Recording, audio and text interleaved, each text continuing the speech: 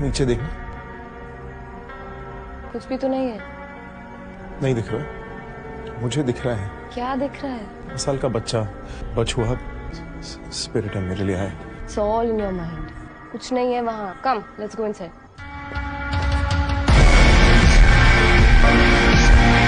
आज के टाइम पे आप सभी लोगों ने देखा होगा कि भय नाम की एक वेब सीरीज़ है जो कि बहुत ही ज़्यादा फेमस हो रही है।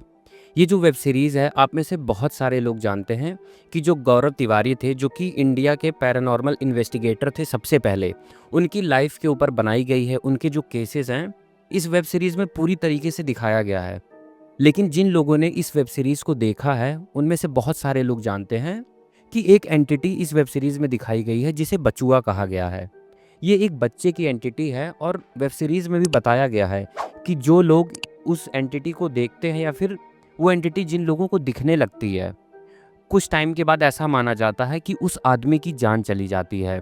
और इस वेब सीरीज़ में काफ़ी हद तक बताया गया है कि जो गौरव तिवारी है, उनके जब आखिरी दिन आने लगे थे, लास्ट डेज थे, तो ये बचुआ की एंटिटी उन्हें भी दिखाई पड़ती थी। तो आखिर उनकी मौत का राज क्या है, आप सभी लोगों को वेब सीरीज़ देखकर पता चल जाएगा। बट ये जो एंटिटी है छोटे बच्चे की, जिसे बचुआ कहा जाता है, इससे रिलेटेड नोएडा के सेक्टर 45 की एक रियल हॉरर स्टोरी मेरे पास है, जो कि आज मैं आप सभी लोगों के साथ इस वीडियो में शेयर करूंगा। तो वीडियो को बिल्कुल भी स्किप मत करिएगा क्योंकि ये कहानी बहुत ही ज़्यादा भयानक और रियल है। बस मैं आप सभी से एक छोटी सी रिक्वेस्ट ये करूँगा कि कहानी में आगे बढ़ने से पहले अगर आप सभी लोगों को ये वीडियो अच्छी लगेगी तो लाइक कर दीजिएगा, चैनल पे पहली बार आए हैं तो सब्सक्राइब कर दीजिएगा। और आइए नोएडा के इस भयानक इंसिडेंट को शुरू करते हैं। तो हमारी कहानी की शुरुआत होती है नोएडा से। नोएडा में एक समीर नाम का लड़का रहता था जो कि सेक्टर 45 है, वहाँ पर उसका एक अपार्टमेंट था। वो उसमें रेंट पे रहता था और साथ ही साथ वो नोएडा के आसपास ही एक एमएनसी थी जिसमें वो काम किया करता था। अब वो जब जॉब पर जाता था तो जब वो जॉब से लौटता था तो उसकी शिफ्ट जो थी कुछ इस तरीके से थी कि उसे आते वक्त रात के 11 साढ़े 11 ऐसा टाइम हो जाता था।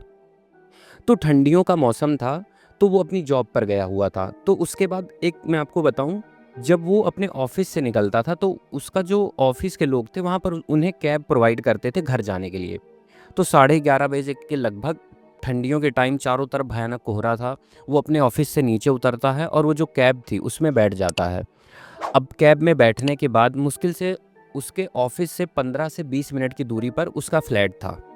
तो 15-20 मिनट लगते हैं और उसके बाद वो उस फ्लैट पे जहाँ वो रहता था वहाँ पर पहुँच जाता है, बिल्डिंग के नीचे। अब थोड़ा-सा यहाँ पर एक चीज़ जानना और ज़रूरी है, वो जिस बिल्डिंग में रहता था, वो बिल्डिंग काफ़ी दिखने में थोड़ी बहुत पुरानी सी थी और ऐसा लग रहा था कि काफ़ी पुराना कंस्ट्रक्शन है और उसमें काफ़ी कम लोग रहते थे। पूरी बिल्डिंग जितने फ्लैट्स थे, वो उसमें मतलब लोग भरे हुए नहीं थे, कुछ कम ही लोग थे वहाँ पर रहते थे और उसका जो रेंट था, वो भी काफ़ी रीज़नेबल था। तो जब वो अपनी कैब से नीचे उतरता है और अपनी बिल्डिंग के बाहर जब वो खड़ा होता है तो उसके बिल्डिंग तक जाने के लिए जो अपार्टमेंट की थी एक पतली सी गली से होकर गुजरना पड़ता था। ठंड का मौसम था, जो समीर था उसे ठंड भी लग रही थी। वो कैब से उतरा और वो जो पतली सी गली थी उस गली के अंदर धीरे धीरे चलने लगा और अपने अपार्टमेंट की तरफ अब वो आगे बढ़ रहा था। जब वो उस गली में 1 से 2 मिनट हुआ होगा उसे बस चलते हुए, तभी समीर को एक अजीब सी आवाज़ आती है। समीर को ऐसा फील होता है कि जैसे कोई पीछे से एक छोटा सा बच्चा है और वो नंगे पैर, उसके पैरों में चप्पल नहीं है, उसके पैर गीले हैं और वो सड़क पे धीरे धीरे चलते हुए आगे बढ़ रहा है। तो जब उसे ये आवाज़ सुनाई पड़ती है, पहले तो वो शॉक हो जाता है कि ठंड के मौसम में यार कौन सा बच्चा है जो कि पैदल इतनी रात को चल रहा होगा। उसने तुरंत ही पीछे मुड़कर देखा समीर ने। जब समीर पीछे मुड़कर देखता है तो उसे दिखाई पड़ता है कि एक 6 से 7 साल का एक बच्चा होगा, उसकी एज इतनी ही रही होगी 6-7 साल। उसने बनियान पहन रखी है वाइट कलर की और उसके पैरों में कोई चप्पल वगैरह कुछ भी नहीं है और वो उसी पतली सी गली के एक कोने पर खड़ा हुआ है। समीर ये देखने के बाद काफ़ी शॉक हो जाता है क्योंकि कोई भी हो यार, ठंड के मौसम में रात के 11:30 बजे एक 6-7 साल का बच्चा ऐसे रोड पे दिख जाना काफ़ी ऑकवर्ड सिचुएशन है। तो समीर उसके पास जाता है, उससे पूछता है कि बेटा तुम यहाँ क्या कर रहे हो, तुम्हारा घर कहाँ है। अब जो समीर था, जब उसने उस छोटे बच्चे से ये चीज़ पूछी कि बेटा तुम यहाँ कर क्या रहे हो आखिर, तो मैं आपको बताऊं उस बच्चे का जो एक्सप्रेशन था बहुत ही अजीब था। उसने अपनी पूरी गर्दन जो थी उसको ऐसे टेढ़ी कर ली और उसके बाद ना वो एक अजीब तरीके से समीर को बस देखे जा रहा था। वो ना कुछ बोल रहा था और उसके चेहरे पर ना एक अजीब सा खालीपन था। ऐसा लग रहा था कि जैसे ये बच्चा यहाँ पर खड़ा है बट होते हुए भी यहाँ पर नहीं है, ऐसा कुछ जब समीर को फ़ील हुआ ना, समीर डर जाता है। उसे लगता है कि यार यहाँ पर कुछ तो दिक्कत है या फिर कुछ गड़बड़ है। उसने उस बच्चे से फिर दोबारा कोई भी क्वेश्चन नहीं पूछा और वो उल्टे पैर मुड़ता है और अब वो अपनी उस पतली सी गली में काफ़ी तेज़ी से चलकर अपने फ्लैट की तरफ जाने लगता है। 2 से 4 मिनट तक वो पीछे मुड़कर नहीं देखता, बस लगातार चलता जा रहा था और वो अपने फ्लैट के नीचे पहुंच जाता है। जब वो नीचे पहुंचा था तो उसका जो रूम था वो 3rd फ्लोर पे था। अब वो सीढ़ियों से तो जा नहीं सकता था, तो वहाँ पर लिफ्ट लगी हुई थी। उसने तुरंत ही डर के मारे लिफ्ट की जो बटन थी उसको तेज़ी से दबाया कि लिफ्ट जल्दी से खुले। लिफ्ट खुल जाती है तो वो लिफ्ट के अंदर समीर जाके खड़ा हो जाता है। अब जब समीर लिफ्ट के अंदर खड़ा हुआ, मैं आपको बताऊं, जो पुरानी बिल्डिंग्स होती हैं उसमें आपने देखा होगा जो लिफ्ट होती है उससे पहले एक लोहे का वो लगा होता है, जो पहले उसको ऐसे बंद कर दो फिर उसके बाद लिफ्ट का गेट बंद होता है। तो समीर ने वो लोहे वाला गेट पहले बंद करा और उसके बाद वो लिफ्ट में खड़े होकर अपने फ्लोर की बटन दबाता है जाने के लिए। लेकिन जैसे वो बाहर देखने की कोशिश करता है, जो लिफ्ट का डोर था जब वो धीरे धीरे बंद हो रहा था, वही छोटा बच्चा उसे फिर से लिफ्ट के बाहर खड़ा दिखाई पड़ता है। इस बार जब समीर ने उस बच्चे को देखा ना, तो समीर की सांसें तेज हो गई। वो बहुत ज़्यादा डर गया। वो समझ गया कि ये चीज़ नॉर्मल नहीं है, ये कोई बच्चा नहीं हो सकता, ये कोई चीज़ है जो मेरा पीछा कर रही है या पता नहीं क्या है। वो डर के मारे उसे कुछ समझ भी नहीं आ रहा था। उसके बाद समीर की जो लिफ्ट थी उसका दरवाज़ा बंद हो जाता है। उसके बाद पहला, सेकंड, थर्ड, फिर जैसे वो 3rd फ्लोर पहुंचता है तो उसके लिफ्ट का दरवाज़ा खुलता है बाहर निकलने के लिए। वो अपने फ्लोर पे जब पहुंच चुका होता है, बट वहाँ पर एक शॉकिंग चीज़ ये होती है, जैसे लिफ्ट का दरवाज़ा 3rd फ्लोर पे खुलता है फिर से वही बच्चा उसे सेम अपने सामने खड़ा दिखाई पड़ता है। इस बार समीर ने जब ये चीज़ देखी वो बुरी तरीके से डर गया। वो ये सोचता है कि मैं तो लिफ्ट से आया हूँ यार, ये 3 फ्लोर, ये बच्चा इतनी तेज़ी से आखिर चढ़ के कैसे आ सकता है? ये कोई बच्चा नहीं है, ये कोई भूत प्रेत या पता नहीं क्या चीज़ है जो मेरा पीछा कर रही है। समीर इस पॉइंट तक बहुत ज़्यादा डर गया था। उसके हाथ पैर एकदम ठंडे पड़ चुके थे। वो तुरंत लिफ्ट से बाहर निकलता है और डर के मारे वो भागता हुआ अपने रूम के अंदर जाता है और उसने जो अपने फ्लैट का मेन गेट था उसे अंदर से बंद कर लिया और वो अपने रूम में जाकर खड़ा हो जाता है और डर के मारे अब समीर कांप रहा था। वो बुरी तरीके से कांप रहा था, डर भी चुका था, तो उसने थोड़ा सा पानी अपने किचन में जाकर निकाला और उसने पानी पिया। जब वो पानी पीता है ना, तभी उसे अपने बेडरूम के अंदर से एक अजीब सी आवाज़ आती है। जब समीर ने वो आवाज़ सुनी ना, तो वो आवाज़ छप छप छप करके ऐसे आ रही थी। ऐसी आवाज़ मानो उसके बेडरूम में कोई गीले पैरों से फर्श पे चल रहा है।